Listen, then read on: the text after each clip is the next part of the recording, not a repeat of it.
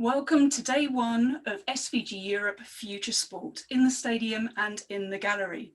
I'm Heather McLean, editor at SVG Europe, and I'll be your host for today's show. We have a fantastic lineup of speakers for you today as we explore where we're going in 2021 in sports broadcasting production on location and in the gallery. We have speakers from all sides of the broadcasting industry, from manufacturers, broadcasters, and production companies through to associations. We also have a fantastic keynote coming up from BT Sport's Jamie Hindhoff, but more about that later. Before we begin, I'd like to say a big thank you to our title sponsor, Panasonic, who we will now hear from.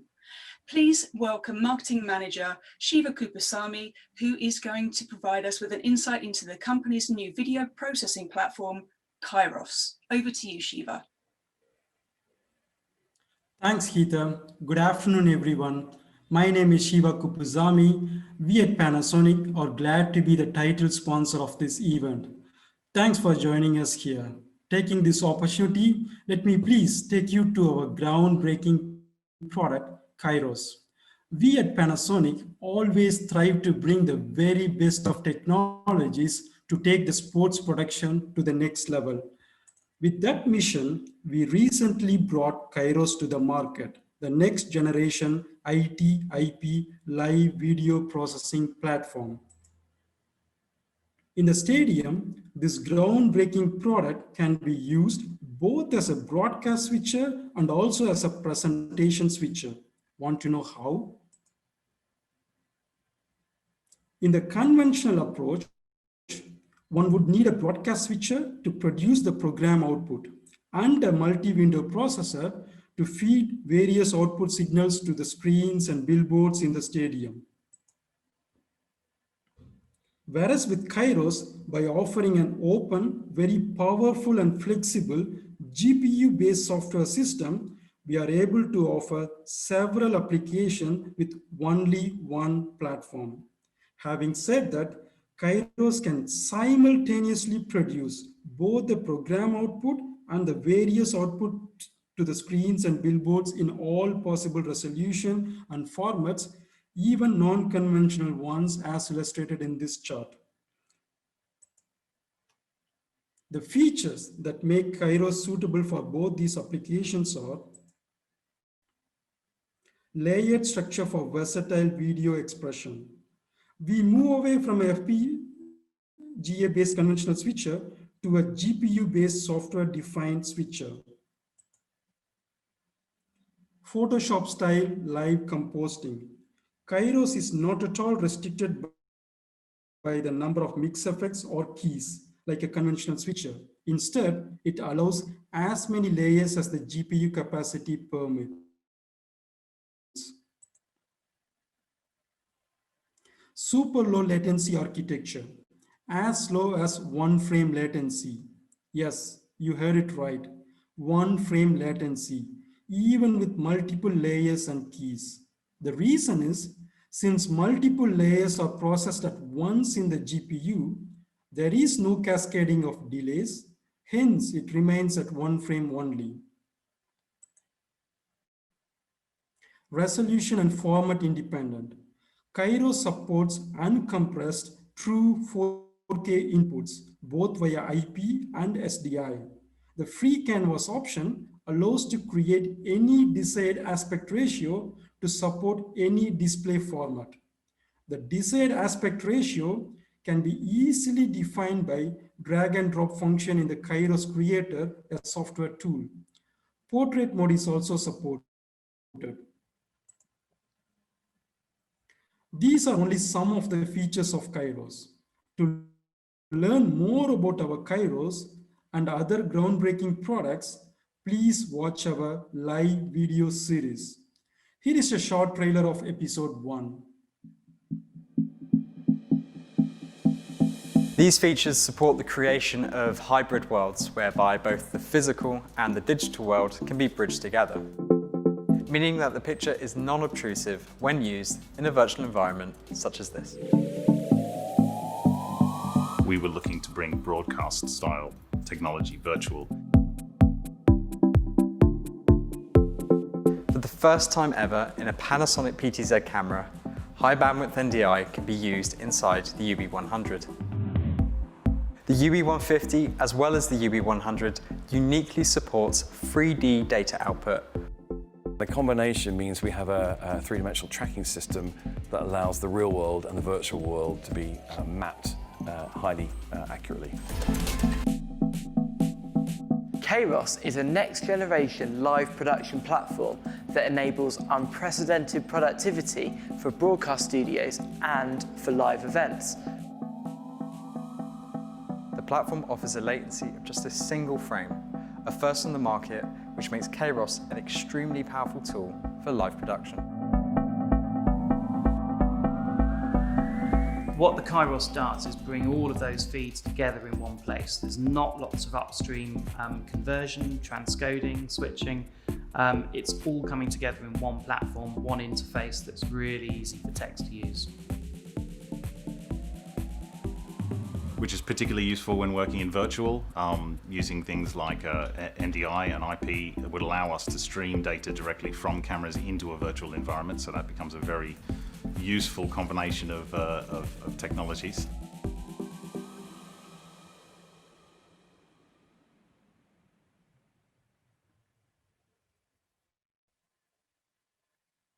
Thank you for your attention and hope you liked it. To watch the full episode and the rest 3 episodes, please scan this barcode or visit our webpage by using the link in this chat. Enjoy rest of this webinar and hope to catch up with you all in the next SVG event. Heather, back to you, please. Thank you. Thank you, Shiva, and we are back. Coming up, we have our vendor perspective session, but first, let's hear insights from our keynote speaker for In the Stadium and in the Gallery, BT Sport Chief Operating Officer, Jamie Hindhoff.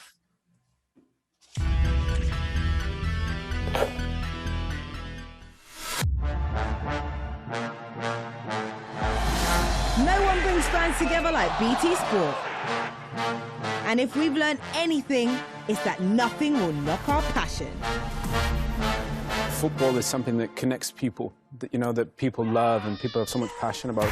That's why we've continued to bring great moments to fans wherever they are. Oh my God! Virgil, congratulations, you are the champion. Anticipation, frustration, the hope and the glory. BT Sport is your no-limits ticket to some of the greatest events on the planet. Remember, expect the unexpected. We're reuniting and reconnecting fans with what they love the most. I cannot believe it! That drive for success, the passion, sharing that emotion. Hi, I'm Heather McClain, editor at SVG Europe, and I'm here today with Jamie Hindhoff, Chief Operating Officer at BT Sport. Hi, Jamie. Hi, Heather. How are you? I'm very well, thank you. Thanks for joining us. So 2020 has definitely been the year of remote production, and BT Sport showed its versatility right at the beginning of lockdown by creating a decentralized remote production to enable you and your partners to continue to get sport action out to your viewers. How has that model and workflow evolved and changed over more recent months, and why? I think firstly to say, I think we talk a lot about the technology and what we've done, but the thing when I reflect on it the most is around the versatility of the people. Actually, and a lot of what we've done is because of the great minds we have and because of people's aptitude for change and resilience. And I think we're very lucky to work in this industry, actually, because it's the show must go on, isn't it? And there was no live sport. We found a way of making shows that were around live sport. Obviously didn't have live sport. When live sport come back, as you've said, we've put the safety of our teams at the front and foremost of that. And driven remote production, which, as you know, was a strategy of ours. But the side effects of sustainability, etc., are really, really impressive. And I think what I'm seeing is actually the new models won't change and they will evolve. And this is coming from people who have made a massive culture shift from how they used to work to accepting and adopting the new ways of working, seeing some of the benefits, which I'm sure we'll talk about. But for me, this is now the the new way of working, and it brings huge amounts of opportunity, and it also doesn't limit us. I think there's always a perception in the past that the remote production would limit what you do, but as you know, we're already just still doing 4K HDR. We're actually building a new remote gallery at the moment that will be 8K ready. So it just shows you, but I think it's very easy to talk about remote production, talk about workflows, talk about IP, core, and all of that sort of stuff. But for me, it's about the people that you have in your teams that have really enabled that change. Cool. And what have you learned from working this way? You know, what have been the real successes actually about how the system works? You know, what were the challenges, and what would you like to get rid of as soon as you can? Well, I think the challenges were, even as a forward-looking industry and even as an innovative industry, we all revert to type very easily, don't we? And it was actually about challenging the norm, challenging the what we all thought was the accepted way of working. And obviously COVID's a very difficult situation, but what it did enable us to do was to, because there were very limited ways that you could work, it meant people were more open to looking at different ways of working. And I think that for me was the biggest challenge when we were looking at remote production previously. You almost got the, but why? And what will that do that's different, or that's different to how I normally work, therefore I'm not that keen.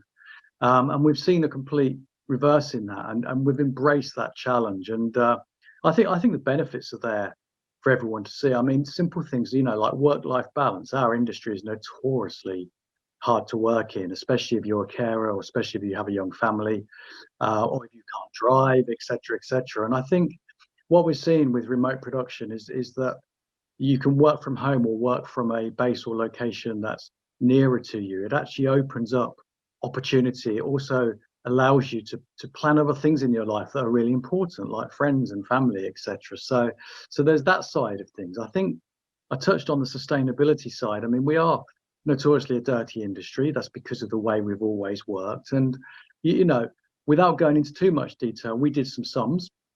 You can tell I've been helping my son with his homework, so we did some sums, and we realized actually that transferring from the standard way of production to the new remote production, our carbon footprint is halved by about 50%. So we're also having a much more positive impact on our environment, and needless to say, there's more still to do, but isn't that a great initiative? And then I think there is the creative element, and you know, untethering cameras, thinking about using cameras in a different way, telling stories in a different way. And there's a lot of really good stuff come out from us and from other broadcasters in this area where we're learning new ways of working. And I think I've said it to you before, for me, we've created this pick and mix environment where you can literally look at the story you want to tell, challenge yourself whether that's the best way to tell a story, and then pick the best tools to really grow and elaborate on that story. So I think it's overall, I think it's hugely positive. Cool. And so it will leave a mark for not just BT Sport, but for other broadcasters as well. Yeah, I think so. I think, you know, we're a very small industry. We all talk to each other, and I think you will have seen it. Everybody is looking at this way of working, and because it delivers not so much efficiencies, but it delivers all those other benefits that I've highlighted that actually I think is really important if you want to build a sustainable model moving forward.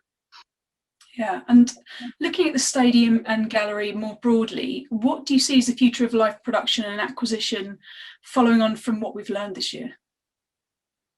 I think there's a few things. I think one of the big things we've learned is how important fans are to sports coverage. I think that's a real easy thing to say, but I think it's not just about seeing fans, it's not just about hearing them, is it? But it's that combination, it's the effect it has on players all the way through to how you engage with the game. And I think what that's done, and as you know, we've launched a few initiatives around this, is we're all starting to think a little bit more about experience. So not just that linear 2D viewing, but actually how we curate an experience around our live games that gives people more of that fan at venue feeling as well. And I think that's really important. And I also think we all starting to look at analysis in a different way.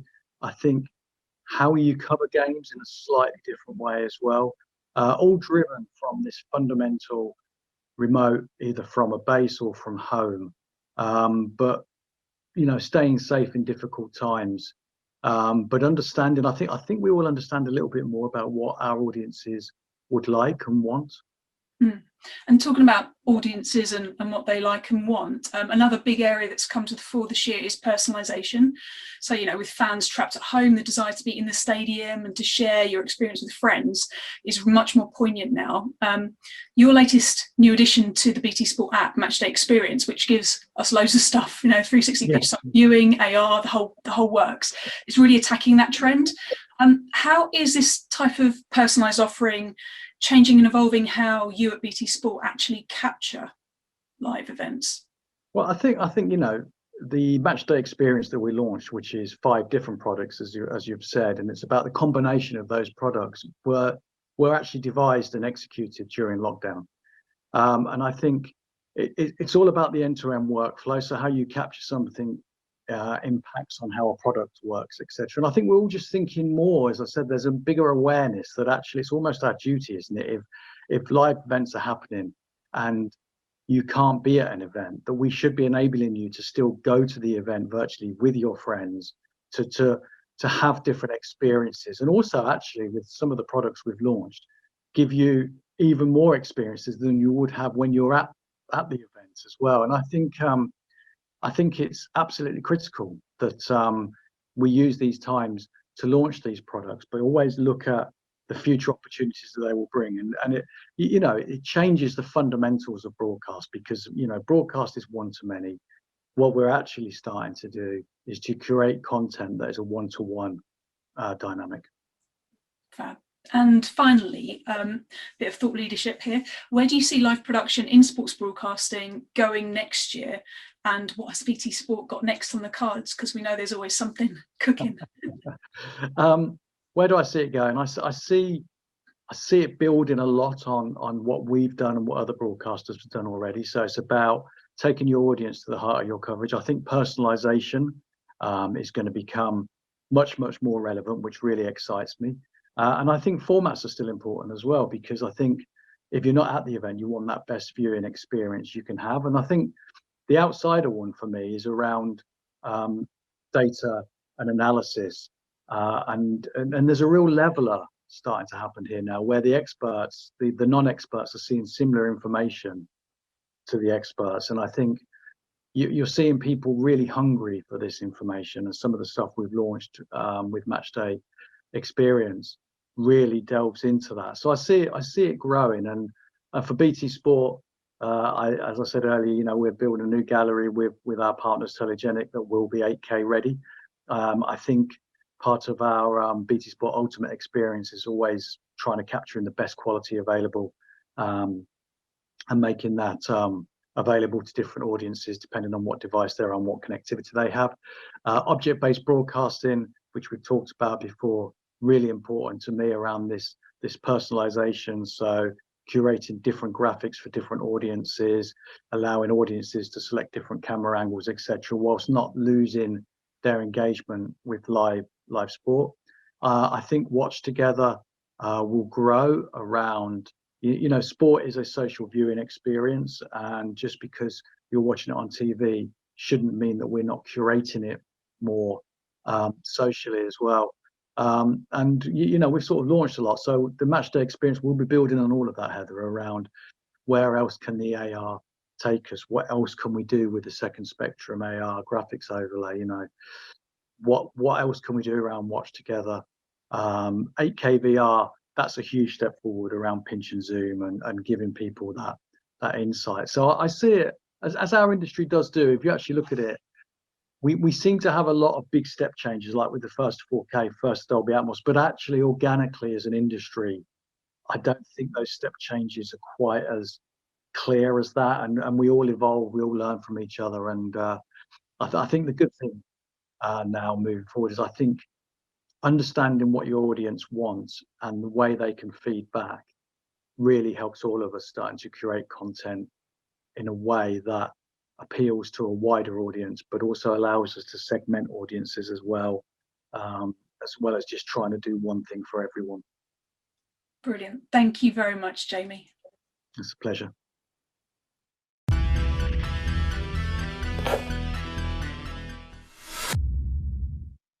It's always great to get Jamie's views and insight into BT Sport, one of this industry's true pioneers. I'll be particularly interested to see how matchday experience is received by fans. Up next is today's vendor perspective session. With no trade shows this year, many broadcasters have come to us and said they can't keep up with what technology developers and suppliers are doing or thinking. To help rectify this, we've brought together a selection of our sponsors to help provide insight and thought leadership. Guiding you through this discussion is SVG Editorial Director Ken Kirschbaumer.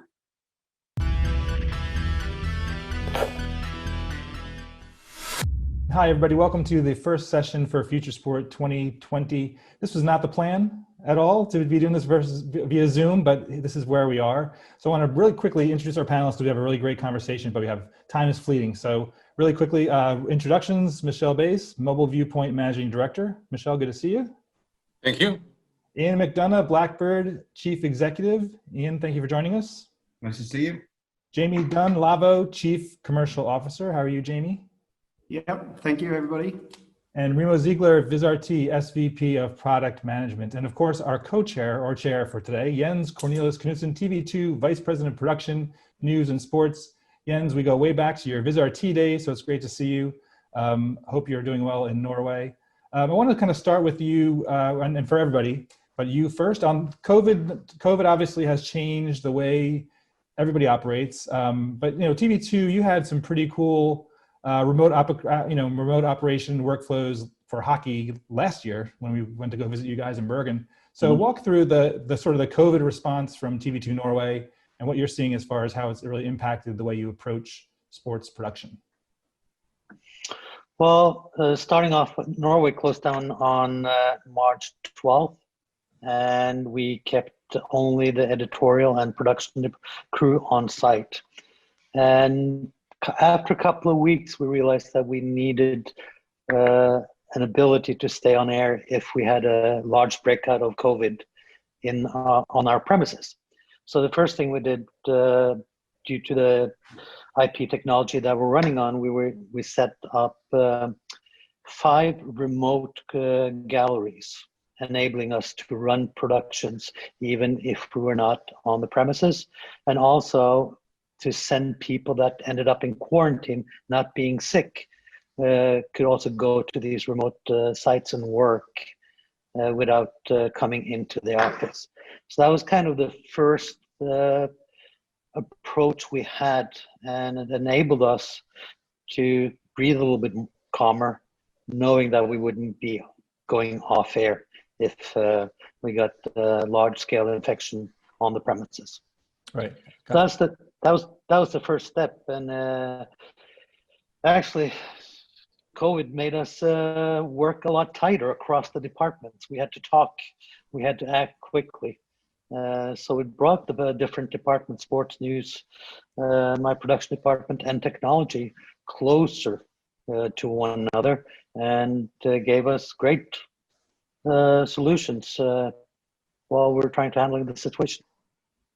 Gotcha. Yeah. So for the rest of you, want to kind of roll through and get your reaction from what your clients are telling you, as far as the way they have responded and how it's impacted the way you all operate and product offerings and what have you. So Remo, let's start with you. What's your take as far as what you've heard from your customer base as far as how they're using your tools in different ways?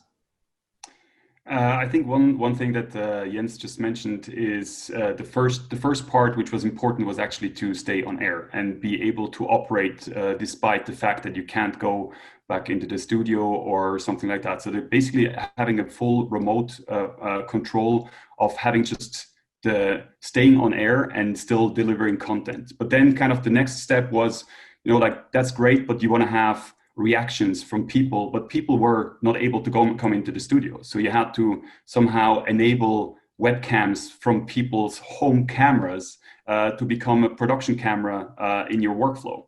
So that's basically tying that into a workflow, and that's where kind of NDI helped us quite a bit, and being so spread out to be able to bring in these signals and then use it directly for the full production.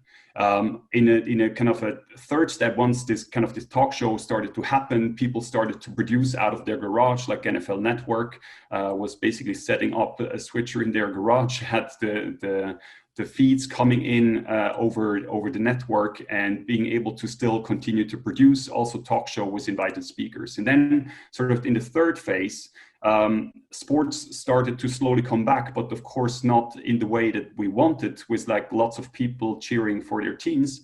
But basically sports was designed from the first person that came on the venue to the last person that left. So it was key not to add more people to the site, but have more and more remote, potentially even run it in a virtualized instance, which you can just spin up, because cannot deliver hardware to the sites where the entire software is running on.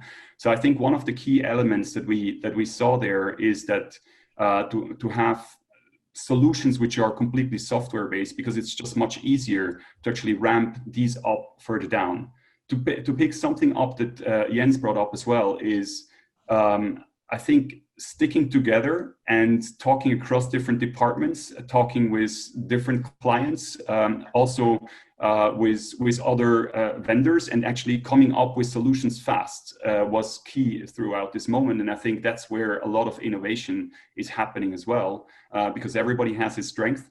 We had to come up with solutions because everybody wanted to have the same goal. We wanted to have sports on air as quickly as possible. And I think the flexibility there, also where we played our part in the software workflows, IP support, and the ability to control everything remote, I think we saw there like the biggest success throughout this rather tough phase. Sure. Well, it's interesting you mentioned, with the new tech acquisition from Viz, it was like, oh, this is a great deal for you because you get to broaden down to lower market with the NDI. And, that's been a huge thing for you guys to have them in the family, given this whole situation, because NDI has been a big part of a lot of people's productions. 100%. And NDI actually plays a massive role because it's so easy to integrate into a production, because IP workflows exist in various ways. But I think to add peripheral tools, cameras, just plugging them in and having them ready, available as resources. I think everybody who has been working with IP productions, they know how hard it can be sometimes as well. I think there it really helps to have NDI as close, but NDI is not just for Vizrt group, right? I mean, it's a open standard where people can actually use it and build stuff on top, and actually bringing the people together and coming up with solutions was key. I think a second part, maybe just to add to this, was also to have sort of a more complete workflow from kind of the IP itself through NDI, then the switching, then you have graphics and the control, which we already have setups from before that were fully IP based and also virtualized environments. I think that helped a lot to just, it accelerated basically what was already going on in the back. Sure. So Ian, I wanted to kind of bring you in from the Blackbird perspective, because I think, again, this is, your company and your product is like perfectly positioned for what has been going on from my standpoint. And you guys are doing a great job with educational webinars and make sure people are understanding what's going on. So what's your take on how your company has responded and your clients to this whole COVID-19 situation?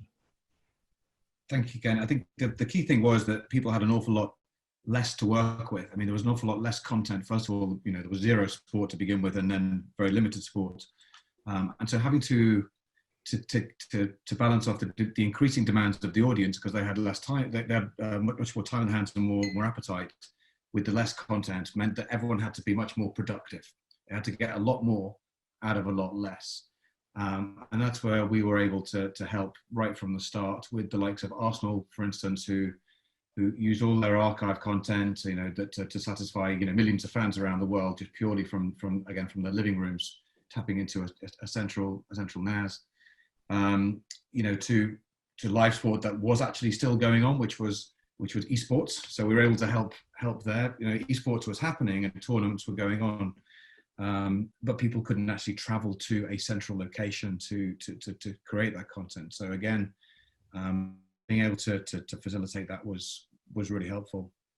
And then I guess kind of more macro thing is that as the live sport came back, and we were working with the NRL or the NHL, is that there's an awful lot more endpoints.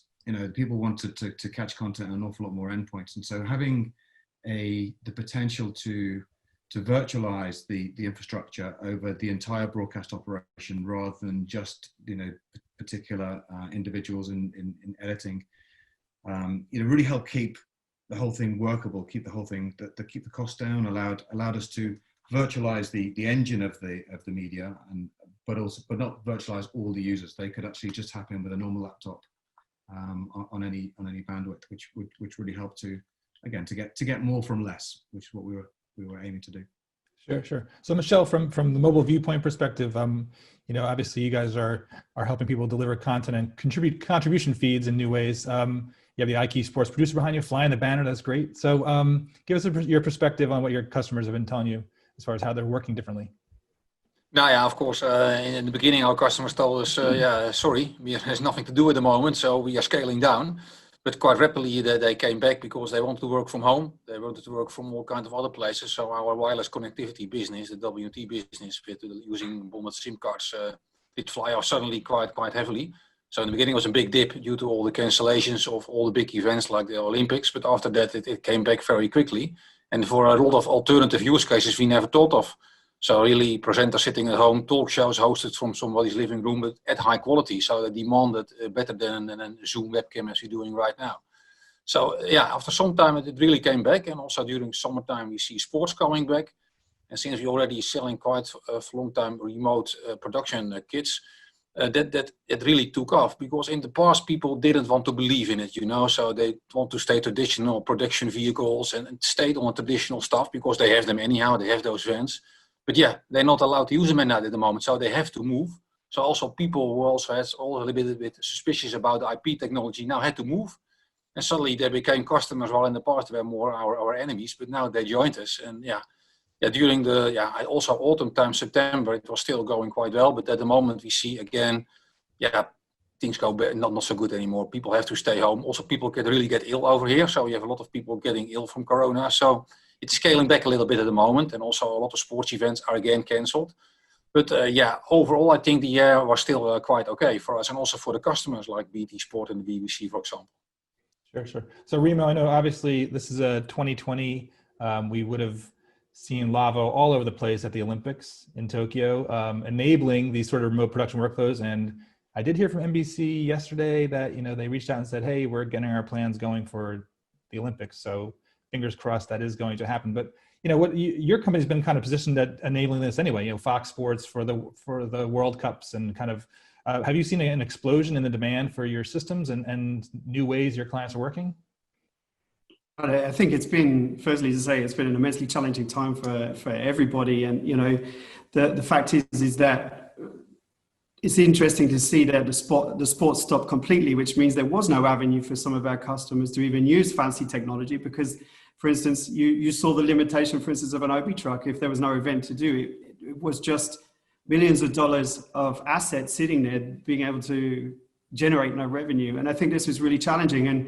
And I think it was really a wake-up call for a lot of people to understand, the technology trends, as the others have mentioned, had already started quite a long time ago in terms of remote production, in terms of what we would call decentralized infrastructures. In other words, making more from less, which means that the resources you have, but making them much more flexible. And I think the positive thing about this, at least from the vendor side, is that those trends have not changed. They're still the same trends which started some years back to envelop the industry, and they're still there. I think that the question comes now is the change that COVID has brought has maybe changed the pace of adoption, that people who were very reluctant before are now absolutely needing to understand, that they need to move in such a direction to be able to get more from less. And of course, you mentioned about the large scale events. They were obviously cancelled this year. With fingers crossed that they're going to in 2021 happen. have to say that not too many of the general infrastructure plans changed from that, but certainly going to be another challenge. But yeah, I think, and maybe we can talk about this, is that, you know, the drops in revenue is also a challenge because we talk about the transformation, whether that be a vendor or even the customers in the ways of working, but that needs investment. But then investment with lower revenues, there comes the challenge to basically transform businesses to match the current climate. And that's going to be no easy thing, in my opinion. Well, let's talk about that, because I think obviously this is FutureSPORT and we have to look to 2021, and I think that is going to be a challenge, right? I mean, I live here in New York City. You know, everything's okay for now, but you know, we have lost tax revenues that are at the wazoo, and Lord knows what the city is going to be like in 2021, 2022. So for all of you, you know, for Michel, I mean, from your perspective, what's your take on that challenge for you from a vendor perspective for next year, as far as working with your clients and them having the revenue to invest in you, and you guys having the revenue to invest in product development?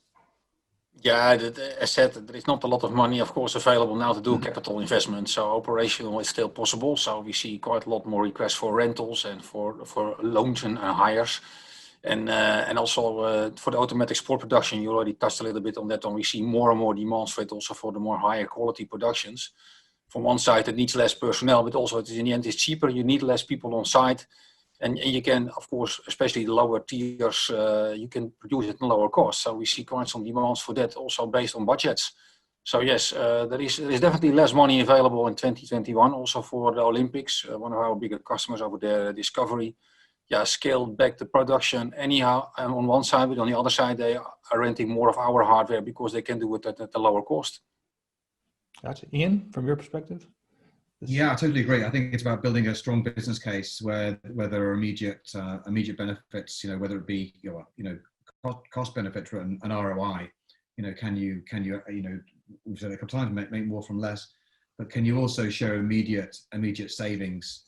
You know, whether that be in terms of people traveling, or whether it be in terms of actual kit that has to move high duty or high res content around, etc. You know, it's about building total cost of ownership, strong arguments for customers right up front. We're a subscription model, so we don't really suffer from the capital issue, but you still got to build that strong TCO argument up front. Sure. And Remo from Viz?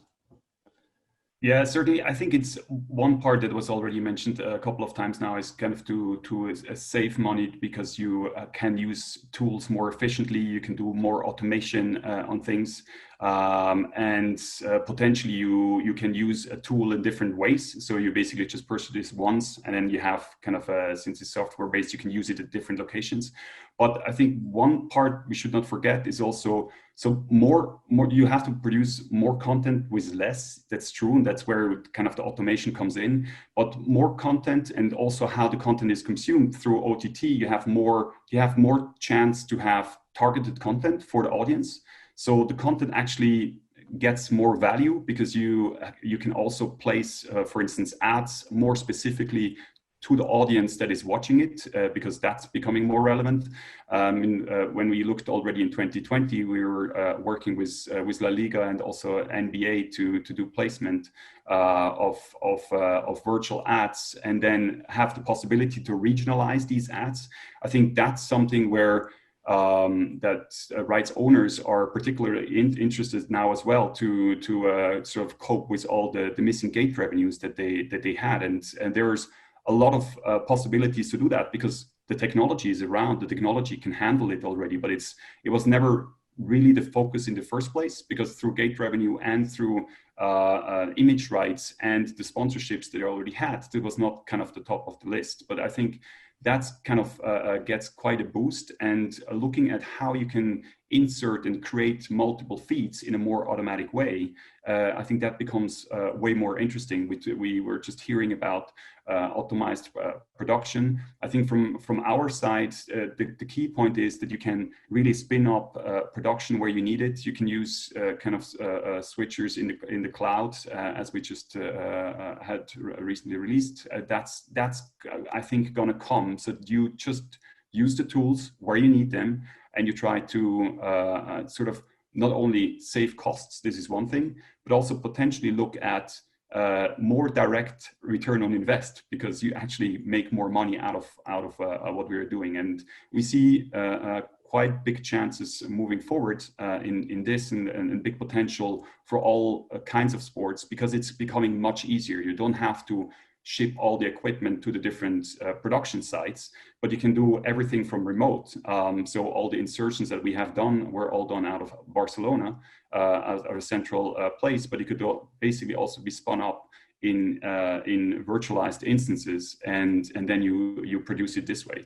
So I think that's certainly something which is going to come, and this is going to be lasting for longer, because more efficiency, I think, that was mentioned before as well. We started with remote production and more efficiency of the production already some years back. I think now is just the time where there is no way around it. So I think it's good that the investment was already done, and looking forward, even though it's a uncertain year in 2021, I'm still looking forward to go through it together with all our clients and partners. Sure. Jens, very patient. Thank you for hanging on. So I'm going to bring you back in right now. So what's your take as far as, obviously as a public broadcaster, you have a different challenge too, right? As well. So, I mean, what do you see? And you guys have made a lot of investments in, in automation, right? When we do our events in Bergen with you, you have the coolest newsrooms around, a lot of automated production. What's your take on the challenge for next year, as far as, making some capital investments or moving to OpEx? Not to put you on the spot for all the public broadcasters in the world, but what's the challenge? Well, this year was challenging because a lot of the rights we've had planned for 2020 has been pushed into 2021. So you're not only carrying the deficit that you have in 2020, but you're carrying the added cost into the next year. So what we're doing is we're focusing a lot on the way we operate. We had planned to do the Tour de France this year on bonded for 4G solution from mobile Viewpoint, and by doing that, we had planned to save a lot of money on that production. So we'll put that into function next year. We're looking more and more into centralizing our production. Centralizing in order to cut the costs as much as we can, avoid the travel, the per diems, and the hotel bills.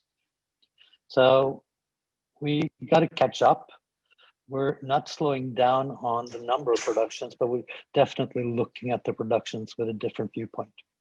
And COVID has forced us to do stuff differently. We were lucky enough while we were dipping into all the different archives, trying to make content for the viewers. But we also tried some new stuff because the athletes, especially our professional cyclists, were stuck in Norway. So we actually pulled off a bonded 4G competition that the sports department called me 2 days before the production was supposed to happen. They said, Jens, we've arranged with the Cycling Federation to do a cycling climbing competition up this hill. And I said, we can't get our gear in there in time, and we can't have that many people in the same place. So we opted to do that as a bonded 4G, and it worked. Once again, an example where COVID kind of pushes the limit, and we're doing stuff that we otherwise wouldn't have dared to do. And we saw good results from that, and we're playing on that, using that as a more of a low-end production solution. When it comes to 2021, we are still hoping that we'll be able to do all our cycling, that we'll be able to go back to the arenas and get up to speed. But definitely cost is going to be a major thing when all these competitions are added on top of one another. Right. So that's a big concern of ours. We've done a lot of calls. Every week we have a call with all the broadcasters here in the US about COVID protocols, and it's expensive. The testing is expensive. There's the revenues are going away and the costs are expensive. Oh, and by the way, you aren't even improving your production with those costs. You're just simply taking away from them. So, I mean, let's finish out. We have about 10 minutes left on the creative challenge, right? There are no fans. There shouldn't be fans. There's too many fans here in the US at some of these events. But Jens, what do you see as the creative challenge and how your team has responded to kind of replace some of the emotion that's lost when there's not the crowds there and some of that energy? What have been done? What creative solutions you guys have taken on? Well, first of all, we have started cooperating on a national level when it comes to acquiring the stories. So we have great experiences with working with other TV stations, other networks. We've been able to borrow their talent to kind of give us the on-site presence.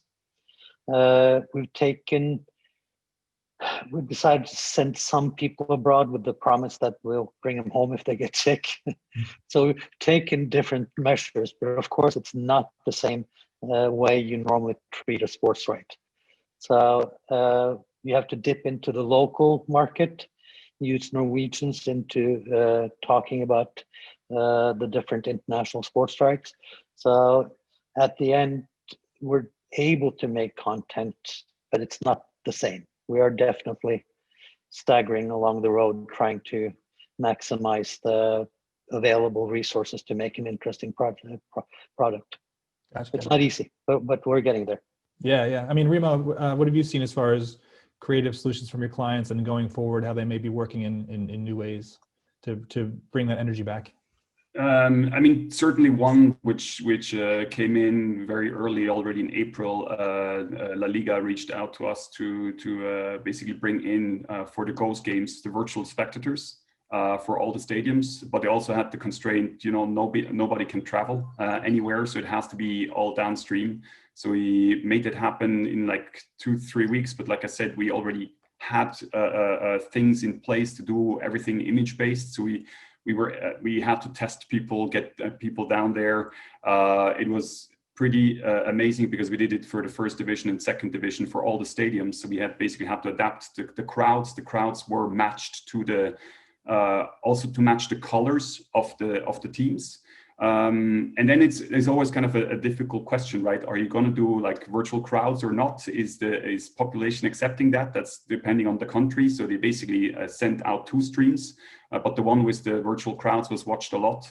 And then we had also the NBA was reaching out for like virtual ads on one side, but then they also set up like big LED walls because the players themselves, of course, they don't have a crowd anymore. So if they score, they don't see anybody cheering but their teammates.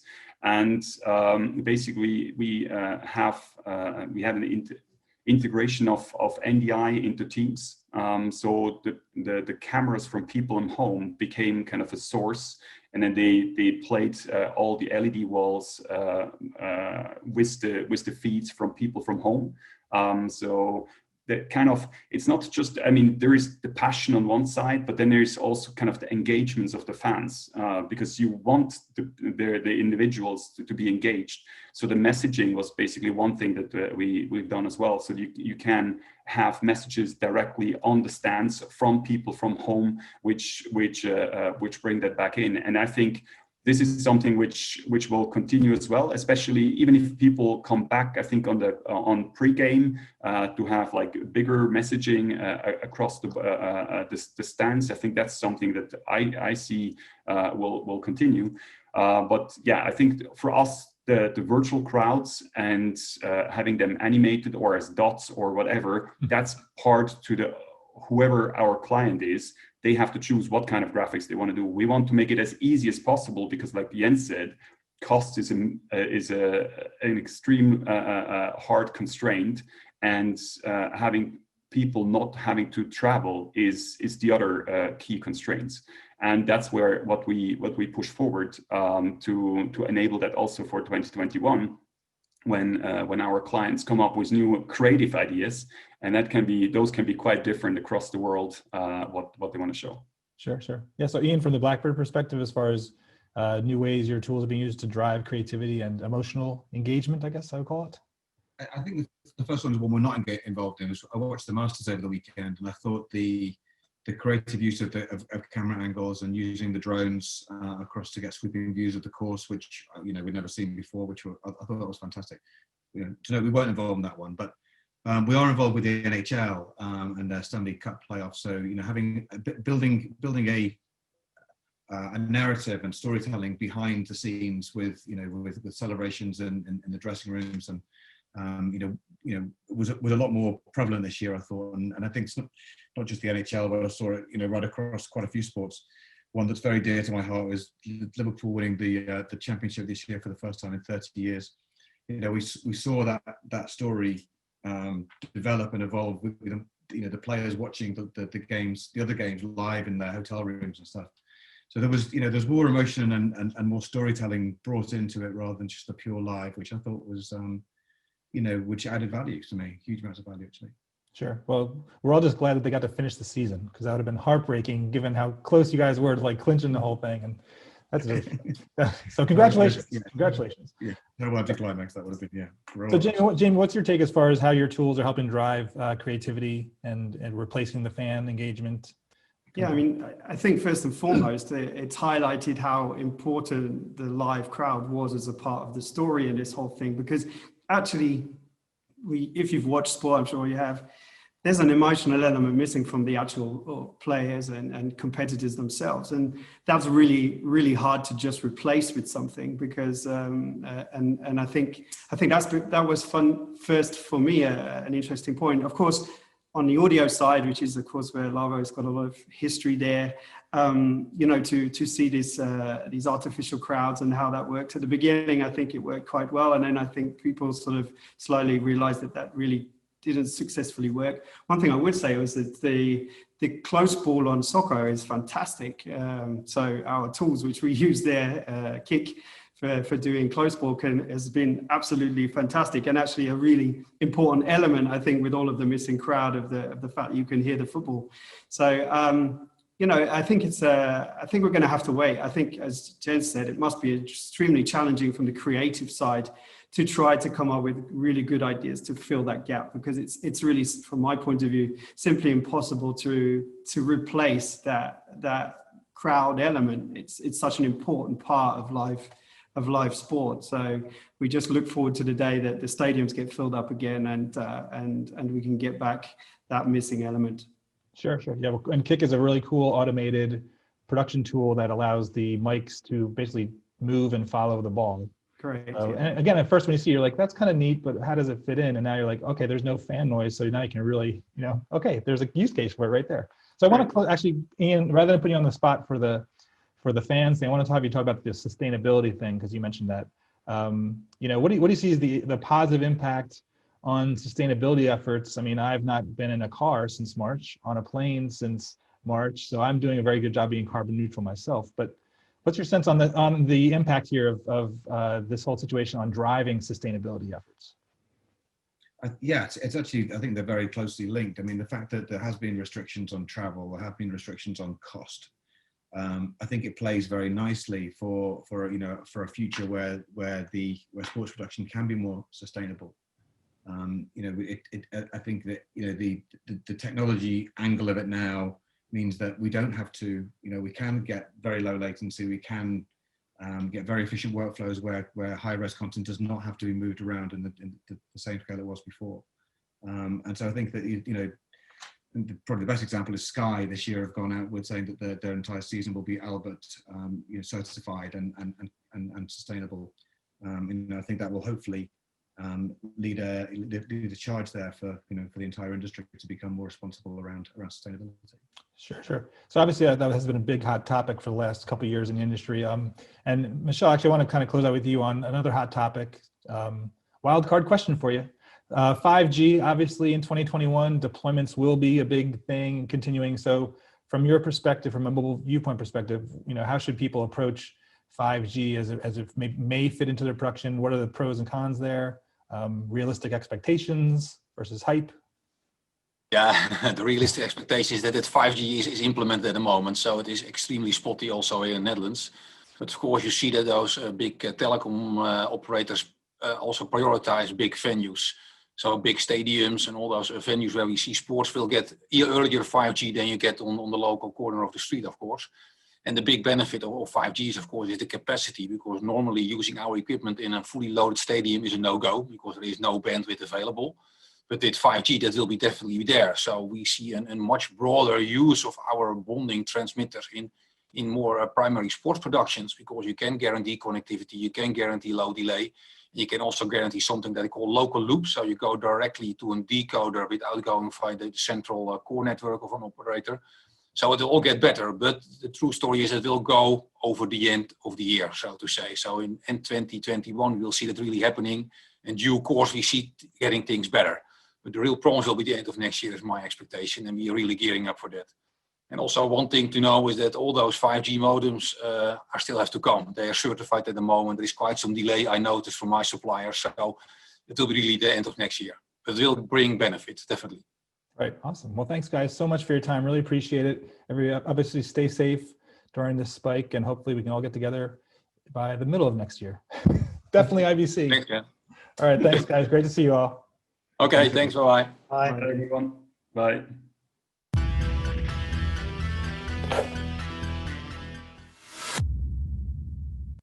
Thank you to all of our speakers on that panel. Broadcasters and vendors have definitely been doing things with technology this year that they wouldn't have dared to do in any other. But it will be interesting to see how things pan out next year and beyond, with lower investments on the horizon. Now let's hear from LiveView's Janelle Fleming with a case study on remote production. LiveView provides the best quality live video coverage for sporting events for broadcast, online, and social media. Our portfolio of hardware-based HEVC transmission solutions enables broadcasters, production companies, and sports organizations to transmit and produce compelling live content. LiveView has been the pioneer in what some refer to as REMI, or at-home production. This evolutionary approach to production has dramatically increased the number of live sporting events produced today. But what is at-home production? Why is it enabling some of the most unique sports in some of the most remote areas to be broadcast live? Simply put, rather than sending a full production truck and crew to every event, broadcasters can simply send cameras and live view encoders to site and backhaul those individual video sources to an off-site production facility and control room. From there, the full production can be done from the centralized location. This workflow and its benefits are immense. It optimizes resources to produce more events, not relying on wheels and travel to produce. It keeps the wear and tear on your most expensive hardware low. With today's COVID-19 protocols, having reduced people on site and reducing travel needs is a critical advantage of LiveView's at-home production solution. Additionally, with today's budget limitations, innovating how we produce content is more important than ever. Ladies and gentlemen, welcome to the 2020 Cartier Queen's Cup. So today we are at the Guards Polo Club. We are filming the Cartier Queen's Cup, one of the most prestigious tournaments in the world. It's played by the best players, the best horses. So therefore, we try to cover it as best as we can. This year we've teamed up with LiveView. We are using the 800. We've been previously using the 600. It's given us, I think, the best coverage we've ever had. The LU800 offers up to 4 1080p 60 fully frame synced feeds from a single portable unit using IP bonding of up to 14 connections. This year has been a pleasure. We have the 800. We can run 4 cameras from it. We have 2 600s on each end zone. No mess. It's simple, it's easy, and it sends a signal straight back to South Africa or Argentina or anywhere in the world. We can really show the excitement and the passion, and it's just been a lovely experience. LiveView's technology is unique in its approach to at-home production. With our precision timing technology and bonded network connectivity, customers can produce multi-camera live sporting events using wireless or wired technology. Whether it's a golf tournament, a high-revving motorsport series, a baseball game, or even something as unique as polo, LiveView has been there and can provide the right solution. IP Pipe is our next-level remote production feature, giving you a layer 2 connection between your encoder and receiver. This could allow you remote control over a wide range of network-based equipment, such as PTZ cameras, camera control units, or to send ancillary data back to the control room. We also offer a rich set of production tools for smooth communication between on-site crews and remote production teams, including video return, tally lights, and audio connect. Live feeds can also be shared to a larger audience as part of an end-to-end content workflow. The LiveView Matrix cloud-based content management and distribution platform provides a new way to share and distribute broadcast quality live video. Thank you so much for watching. If you have any questions, please don't hesitate to contact us. We here at LiveView look forward to the full return of sports and a better future for us all.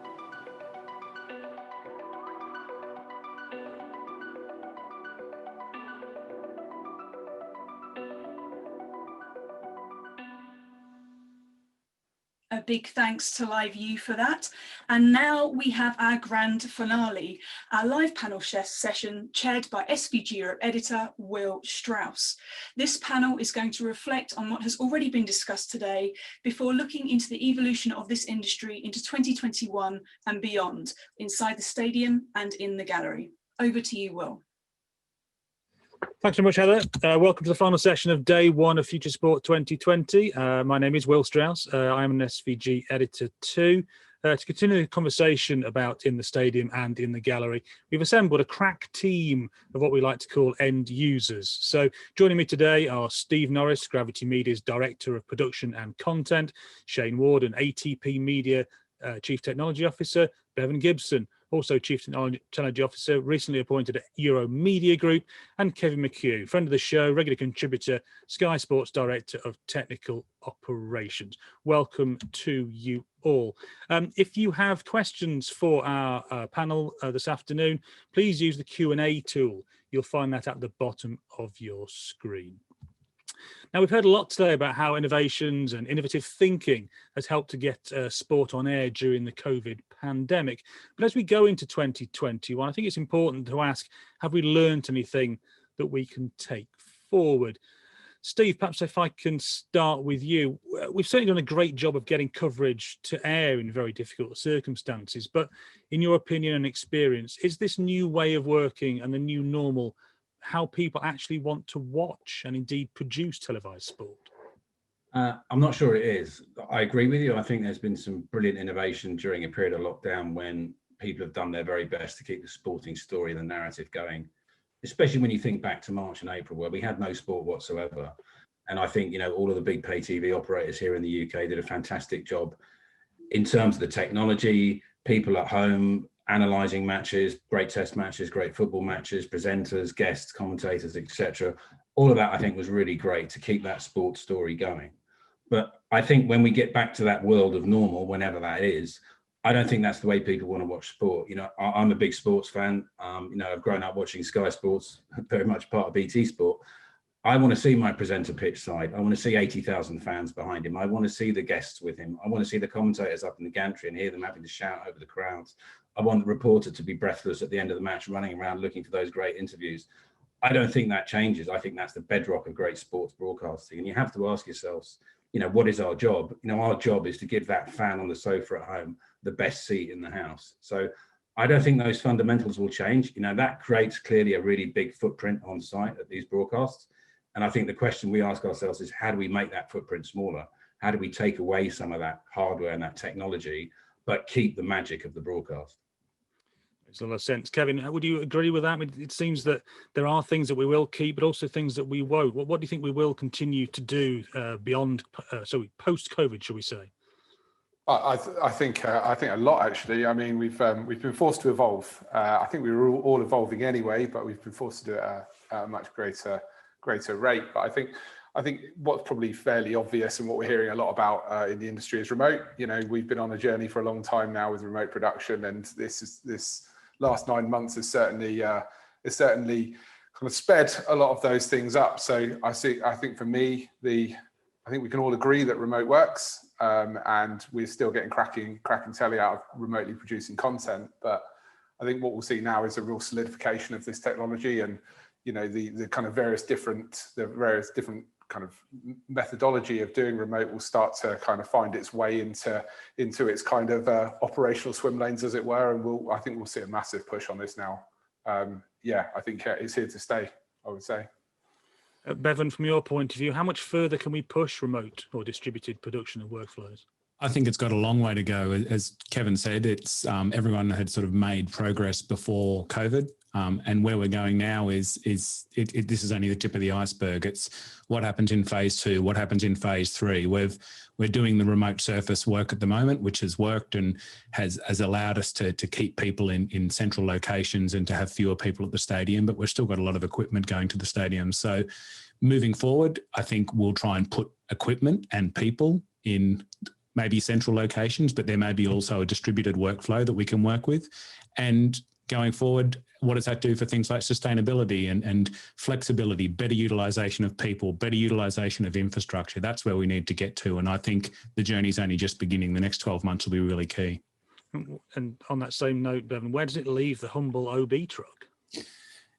You'll always still need an OB truck. You'll always still need cameras. You'll still need microphones. As Steve said as well, you want to hear the commentators and the pitch side reporters and the presentation happening from the venue to get that atmosphere. So yes, you will need a truck. It will have some equipment in it. It may not be full of vision mixers and sound desks and all that sort of good stuff that we're used to, but this will change the world for OB and facility companies. It will be more about the core infrastructure, which will help us because we can better utilize the infrastructure we've got.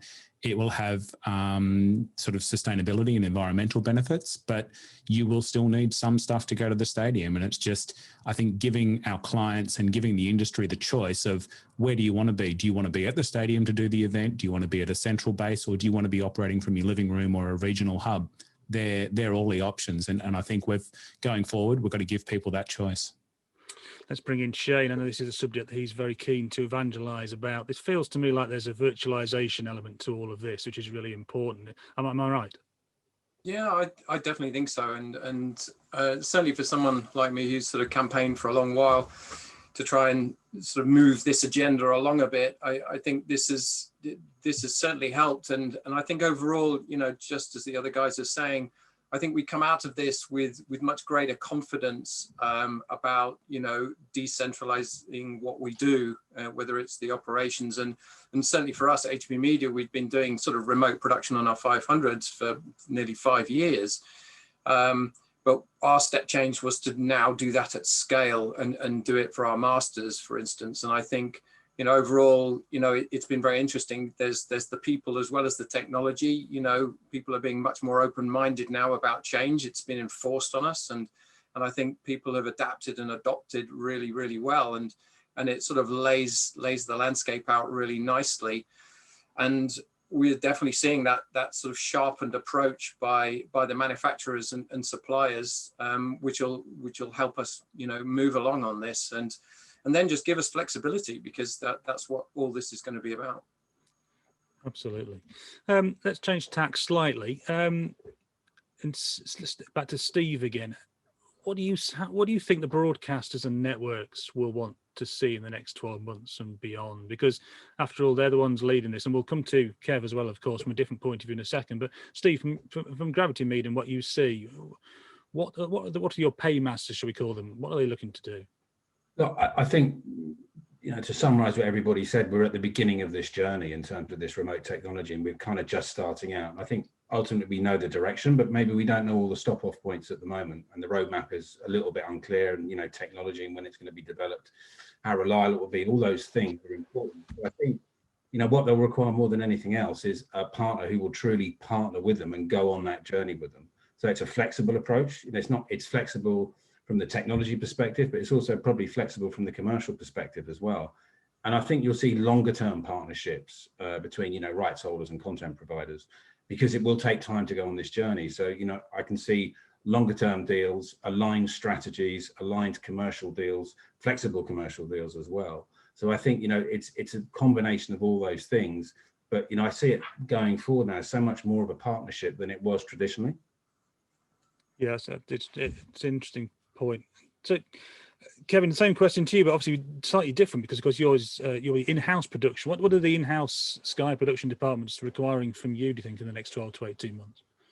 I think flexibility is probably the kind of the thing that's been most kind of prevalent over the last 9 months. You know, we've seen a massive tide change in the way that we produce content, and you know, we spoke about this before. Well, I'm determined that the things that we've learned over the last months don't get forgotten. So for the things that I'm seeing is that we're looking at, we've kind of opened Pandora's box in terms of the way that we produce content now, and it can be flexible. We can do this software only. It doesn't all have to be heavy FPGA traditional broadcast kit. You know, we can have kind of freedom of choice in terms of how we integrate technology within a virtual environment and how we put that technology together. So I would kind of lean into what Steve said there, in that, you know, we are going to want to change the way that we operate, and we're going to need the support of our traditional partners. We're going to need, you know, to what Bevan said, we're going to still need ways of capturing cameras on location. We're still going to need to package that up and get it back to the broadcast center, even if we are centrally producing this content, or indeed if we are producing this content in the cloud, right? We're still going to need that ability and that kind of engineering presence on site, but it's going to be different. It is going to be different in terms of the way we expect content to move, the way that we expect to communicate with these vehicles, whether it's on leased connectivity or whether it's on public connectivity. And we're going to need people to kind of come on the journey with us, because again, you know, we started running in April, and we're still running now, and I suspect we're going to get into the 1st of January. I don't know why everyone sees the 1st of January as a kind of a checkered flag point, because it feels to me we're just going to keep going, right? So I think we're going to need our partners to come along with us for the ride, because we're going to tear off into 2021 and continue on the journey. Bevan, are you going to help him on this journey? Well, I think what he said there is key about connectivity and making sure that you've got that continued flexibility, because connectivity is key. And if we want to go to that next phase, it's not sort of about whatever we have in at Premier League stadiums at the moment. I think it's a pair of 40 gigs. It's going to be a lot more than that if we're going to be bringing back Ultra HD, HDR and above signals back. Will we be relying on more compression? What does JPEG XS do to all of this? But I think it's all about partnerships. It's working with clients, it's working with suppliers, it's working with equipment manufacturers to put the best solutions forward and to give flexibility to everybody, because production partners will want to do things that are different. Sometimes they want to be at the stadium, sometimes they want to be elsewhere, and giving people that key and to look at what Shane does is very different to what the rest of us do in the UK. So making sure that the solutions can work over ultra long distances, not only sort of within the UK, is pretty key. You mentioned Shane was a slightly different kettle of fish. Shane, how do you see it the same way, or do you see it differently? No, it's broadly the same. I think the key thing about what the broadcasters, you know, for us, obviously we have many broadcasters around the world, and we do our best to deliver to them. And I think some of the key words that we're looking at for next year to try and deliver to our broadcasters are, you know, simple things, you know, stability, you know, consistency, access, and, you know, to Bevan's point, you know, what we're seeing is already that demand for greater unilateral services, and one of the exciting things that ultimately, when we start to sort of host this stuff running up in the cloud, that access becomes much easier and way more creative from their perspective, from the good old days where we just, you know, chuck the world feed up and let them get on with it. It's very exciting, and I think it helps all of us who are trying to create a product and attract audiences for many different reasons into those different regions. So, you know, it's exciting.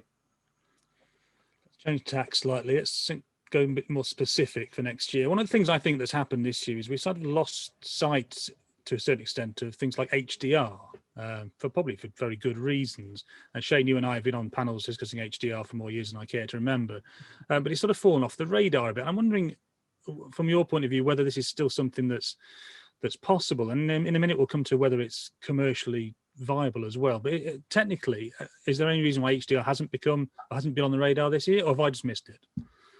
From our perspective, no, we're ready and waiting. We've done what we believe were very successful tests, and we believe we've got a model that works. Admittedly, from our perspective, 4K doesn't really feature in that. For us, the biggest difference for us is the higher frame rate and the HDR together. So 1080p, 50/60, it's got to be the way to go, especially for all of us who are involved in outdoor sport.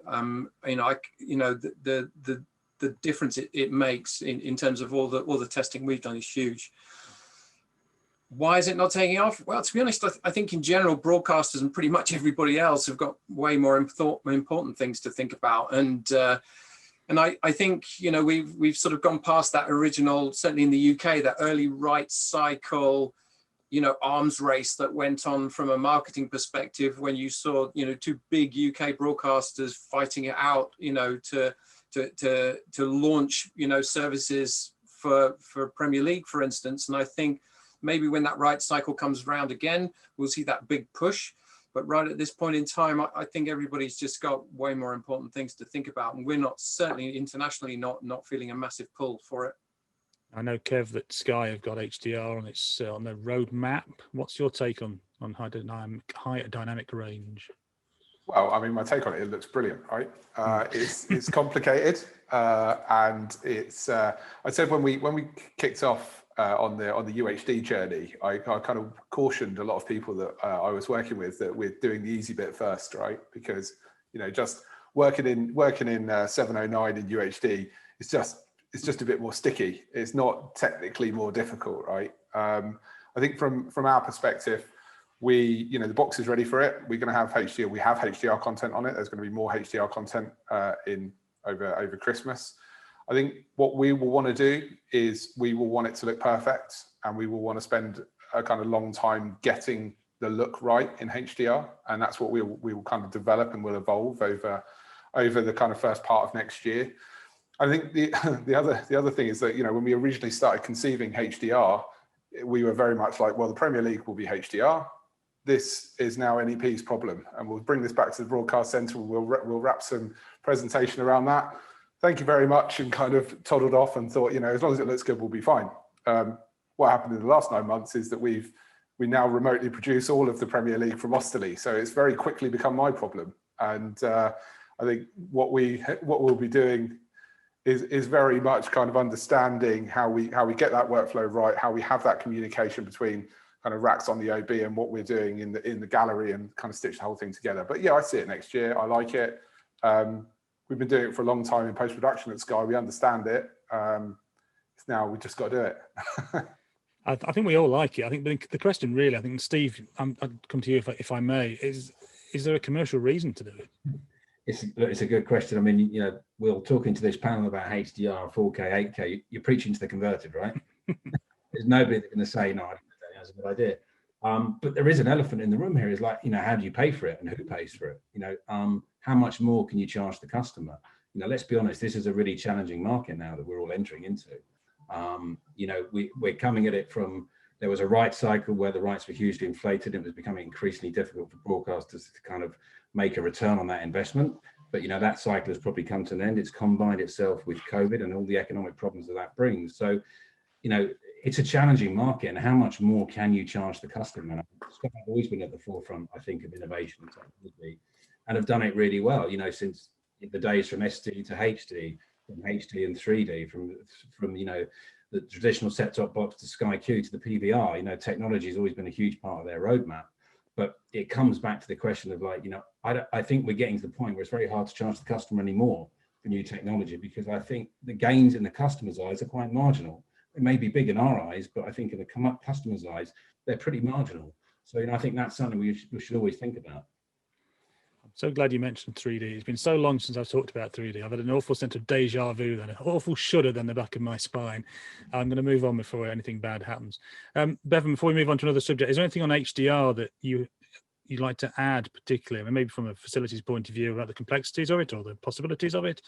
Or how much I think everyone's getting better at it. We're definitely doing a lot more of it. The demand from our clients is still there. Obviously, BT in the UK are still doing a lot of it. We're seeing a lot of what Amazon are doing, especially coming up over December. There'll be various games that are in UHD, HDR. So we're still seeing that demand there. But I mean, all the points that everyone's made is absolutely right. There's still got to be the customer demand there. And is anyone going to pay any more for it? But if you're going in to provide a premium product, I think there's an expectation that you will do it in UHD, HDR. And if you're building a facility these days, we're not going to build it that's a system that's not capable of it. So I think it's here. I think it's here to stay. And again, as I can't remember who mentioned it, but the next bit will be the more complicated bit. It'll be what happens with high frame rate and all the other fun bits that come along with UHD. And where do we go next? Thank you. We're talking about the stadium, inside the stadium, as well as the compound and the gallery. I'm just, one thing that always interests me is where else we could stick a camera. Where else can we put a microphone?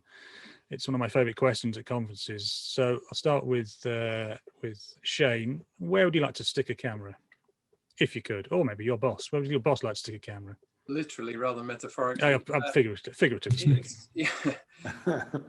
Well, to be honest, we inadvertently did that at the NITO ATP finals that we've just finished. We had to deploy, robotics into the player changing room areas to try and get the walk-ons from their dressing rooms. And without, with the COVID bubbles being like they are, we were pretty sure we weren't going to be able to get a Steadicam operator in there. So, the Batcam was deployed in there as a remote controlled vehicle, a sort of bit like a sort of bomb disposal unit, if you like. But actually what happened was it ended up getting also deployed alongside the court and across the back of the baseline, because the way the court was lit, the majority of the outside of the court was totally in darkness. And so the players couldn't actually see this sort of dark robot patrolling up and down the side and across the baseline, which gave us some fantastic views that we would not normally be able to get. Unfortunately, it won't work for when we go, into daylight tennis across our many other tournaments, but certainly for that, it was great to see, and it caused a lot of interest, I think. So that was a great thing from our perspective. Steve, is there anywhere you shouldn't stick a camera? A few places. I mean, to answer your question at the beginning, I always look at it in terms of where you would put a camera. And I think of it less from a technology perspective, but more from the viewer's perspective. It's like, take me somewhere I've never been before.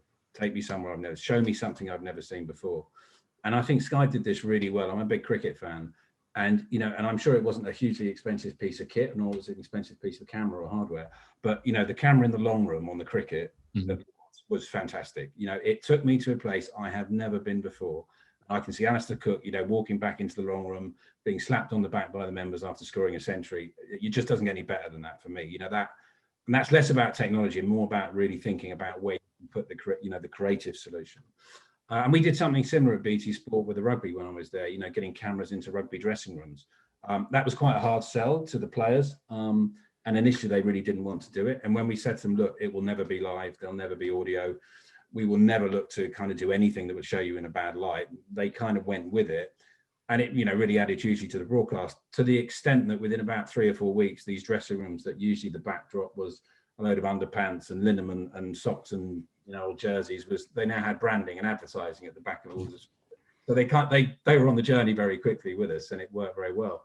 But look, areas where I think it's a very fine line in terms of, when you cross the line in terms of showing the customer something he's never seen and being really intrusive. And for me personally, one of the examples where I just wasn't comfortable watching was the 2016 Masters with Danny Willett, where he won. And it was a life-changing event that happened to him on a Sunday afternoon in Augusta. He changed his life forever. And he was in the cabin room at Georgia, and he was trying to call his wife. And the cameras were all over him, and they just wouldn't leave him alone. And he was trying to hide from them, but they wouldn't. They kept following him. And I felt deeply uncomfortable watching that. It was like I had to turn away. I thought, this is his moment. I shouldn't have any part of it. So I feel that it is a really, sensitive line that you've got to think about all the time. Talking of sensitive lines, Bevan, I believe there was an incident at the World Athletics where perhaps a camera was placed somewhere that not all the viewers enjoyed so much. Yeah, previous life of mine, we worked with World Athletics and put some cameras in the starting blocks of the sort of 100 metres and the shorter running events, most recently at the World Championships in Doha last year. And I think opinion was divided on that.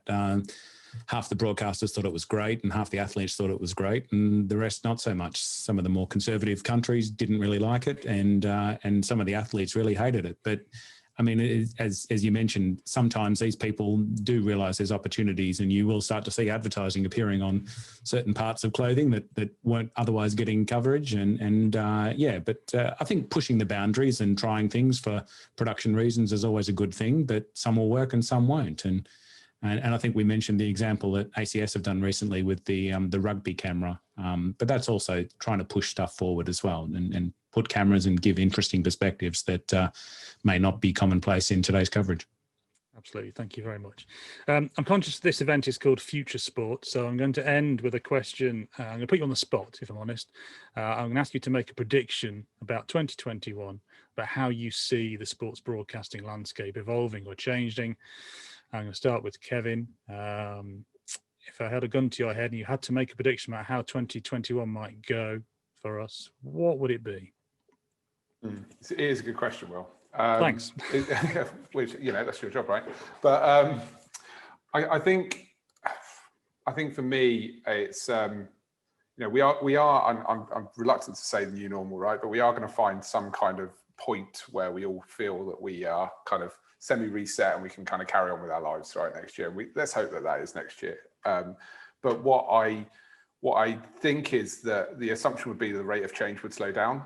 And for me, I think the rate of change is going to continue. And I think it's going to continue kind of almost exponentially, and I said it before, we opened Pandora's box in the last 9 months, and we've challenged every single way that we make television in one way or another, right? Either we've had to, or we've just decided that now's the time to kind of challenge that. So I think we'll be probably hitting the reset button on a few traditional methodologies that we encounter, and we'll be challenging them with what we've learned. So where we might have done something, let's say in a traditional gallery, we're using traditional equipment, we might say, you know what, it's time for the cloud for that one. I think we've learned some bravery this year, so let's apply that. So I think it will be the continuation of production evolution, and I think that rate of change will still be huge and fast and surprising. That's what I would say. Thank you very much. Bevan, how do you see 2021? What's your big prediction for next year? Look, I totally agree with Kevin. I think the rate of change will accelerate. I think by this time next year, I think we'll see a lot more decentralized production. I think we'll see a lot less kit going to sporting venues. I think we'll see a lot more people working closer to their homes. I think we'll see a lot more equipment being more highly utilized, which hopefully will be good for everyone.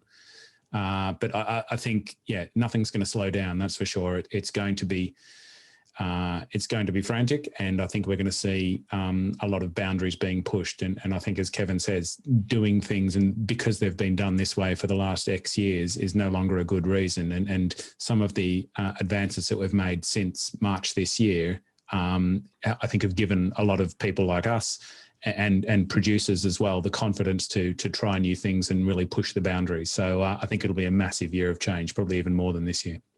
Thank you very much. And to you, Steve, how do you see 2021 panning out? What's your prediction?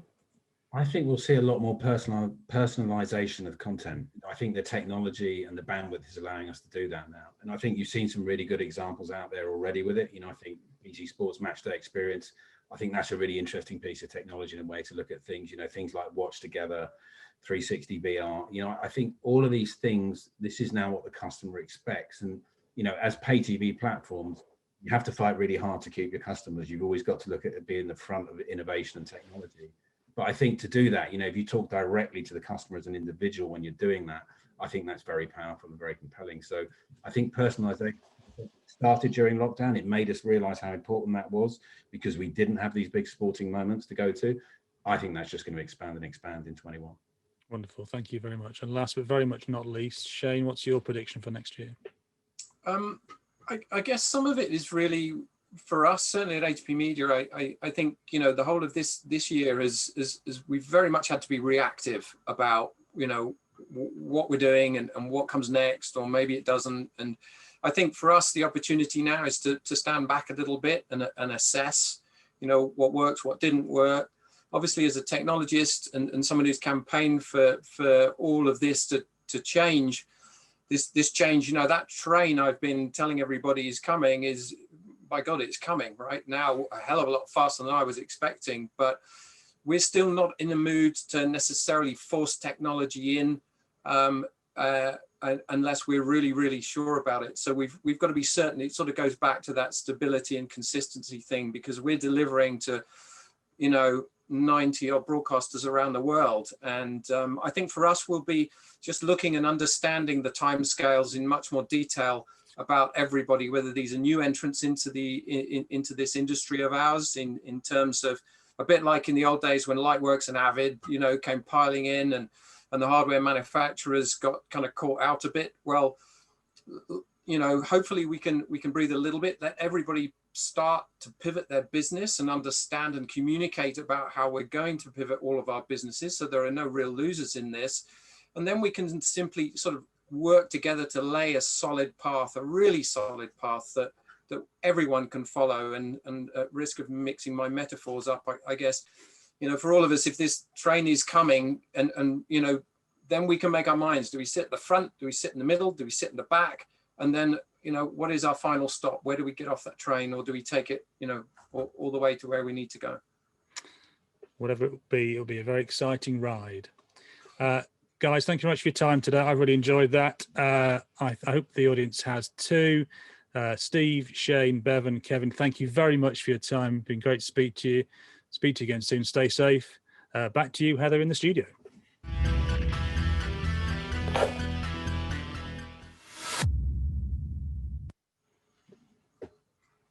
What a great session. We've seen daring, brilliant innovations to keep getting the story of sport out to fans over 2020. With our partners and more innovation, we can keep moving along this road. It's clear from what everybody has said today that we are definitely on a journey. Thank you once again to all of our chairs and speakers, our keynote speaker, Jamie Hindhoff, and of course our fantastic sponsors, Panasonic and LiveU, and our registration sponsor, Gravity Media Group. Join us again tomorrow for day 2 of FutureSPORT, where we'll be looking at presentation and on screen with an insightful keynote by La Liga's Director of Audiovisual, Melchor Soler. Before you go, at the end of this event, you will be directed to a feedback form. So if you can spare a couple of minutes to let us know what you thought, you'll help us improve our events going forward. So thank you in advance for that. See you tomorrow, same time, same place.